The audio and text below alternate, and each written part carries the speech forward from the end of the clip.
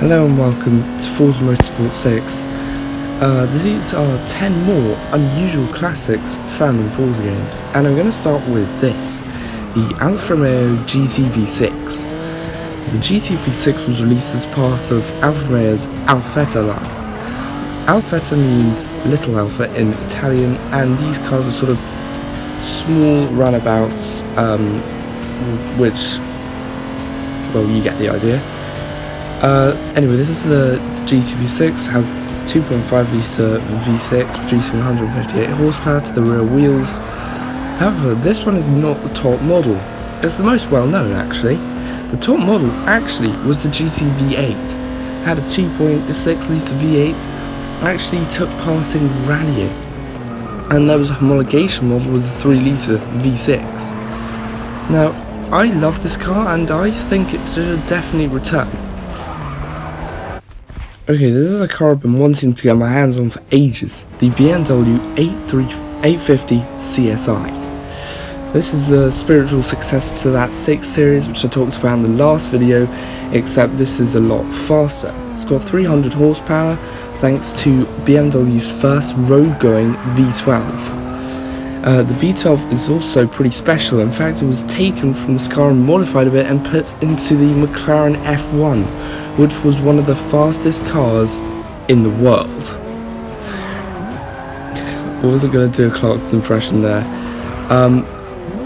But this thing is so cool, and it's even got a pretty cool AC Schnitzer kit. Okay, this is one of my favourite cars in the game that I often use. This is the F-Body Camaro, specifically the 2002 35th Anniversary Edition, built to celebrate 35 years of the Camaro. This thing is amazing. In fact, the reason I love it so much is it's actually got the same engine as the Corvette. It sounds fantastic, it drives surprisingly well for a muscle car like this, and that's why I've taken it to Sonoma Raceway, which is a pretty cool track. I do quite like this track. It's got some pretty cool like hill climbs and some, well, interesting hairpins and chicanes and stuff.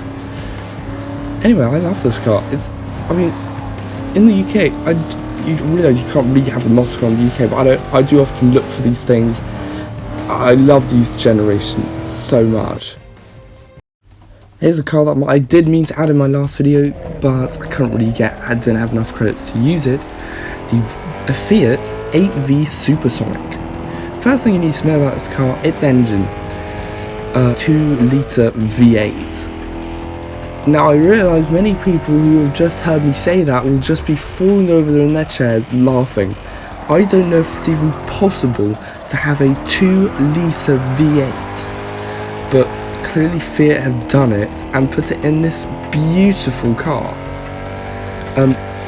This car actually went through 15 different designs before they could get to the right body. I mean, talk about people who couldn't agree with each other.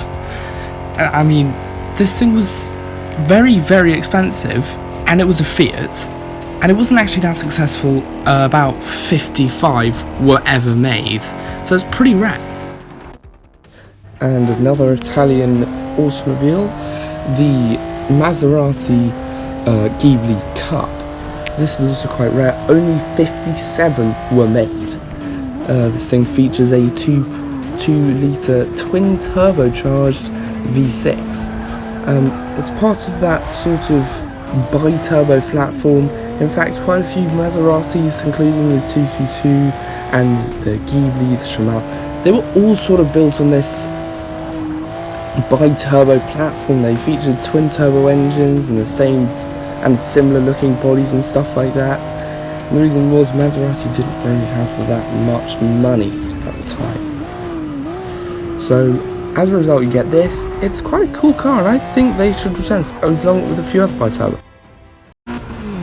Okay, this is the Nissan Juke, and I bet you didn't know this was in Forza. In fact, it was in Horizon 2. Anyway, this is the Nismo version, and before I go any further, I would just like to say I know about the styling. It's hideous. In fact, one New York Times review said that I'm just reading this from Wikipedia, at night, the effects of the headlights is like large bioluminescent slugs lounging atop the fenders. That's true. I mean, these do look horrendous. However, this is not the most extreme version. In fact, the most extreme one is the Nissan GT-R Nismo 2.0. It features a Nissan GT-R engine. I mean, I don't see why we can't have that. Now heading over to France, where we find this absolute masterpiece, the Renault Clio V6. This thing's pretty special. Back when it was launched, it only cost £25,000, which is cheap for a car like this. It's got a mid-mounted V6 engine, producing 250 horsepower. Hope I got that figure right. But anyway, this thing is a bit like that Renault 5 GT Turbo. However, it drives so much better. This has not wanted to spin out once. I would love to see this car back, and I think it would just be fantastic just to go back to that French video that I sent out a few months ago. Here's a car that here in Britain we don't really get here. This is called a Scion TC. It was released as part of Scion, which is a brand aimed at younger people, millennials. This is called their Touring Coupe. It looks pretty good. It's got front wheel drive. It's got, bear with me, a 2.5 litre engine, and there was even they even sold out some TRD parts, which even included a supercharger. Ignore that, I accidentally hit pause. It was based on the Toyota Zealous. Don't know if that's right. It was on sale in the Middle East. I do not know much about this car. I'm really sorry that I'm not giving you enough information. But this has got a cool Liberty Walk kit, and I would love to see this in Forza Horizon 5. This one was requested in the comments of the last video, the Subaru Brat. This car is seriously well known in old Forza games. But this thing actually is, I've got a few fun facts about this. Those two jump seats in the back were added when it was imported in the USA because to make it cheaper to import, they were added to make this car a quote-unquote passenger vehicle. This car was also used in the new Top Gear by cricketer Freddie Flintoff as part of a challenge where they made budget electric cars. I mean, his was the best by far. But I'd love to see this thing back. It's just perfect for Horizon 5. It should be. Okay, this car is not rare. It's not unusual, but it is still special. This is a Vauxhall Astra, specifically the Vauxhall Astra used by celebrities to tear up the Top Gear test track. Yes, it is that Vauxhall Astra from the later Top Gear series. In fact, this thing is pretty cool. I'm so happy this is in a Forza game. And I would love to see this come back along with a few of the other cars, including the Top Gear Liana, well, both of them actually, the Kia Rio, and maybe even the newer Top Gear GT86. All those would be amazing additions, and that would make this game a heck of a lot better. I love this, and this track is also pretty cool. I'm trying to set a lap time here. See if I can actually beat any celebrities. I will fast forward this bit just so you guys can, just so I can make this video go a bit faster.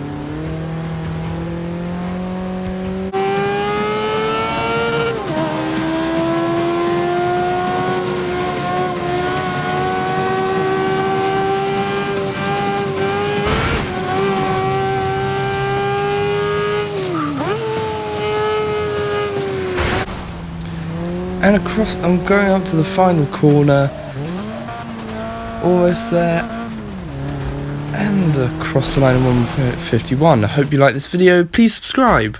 See you next time. Goodbye.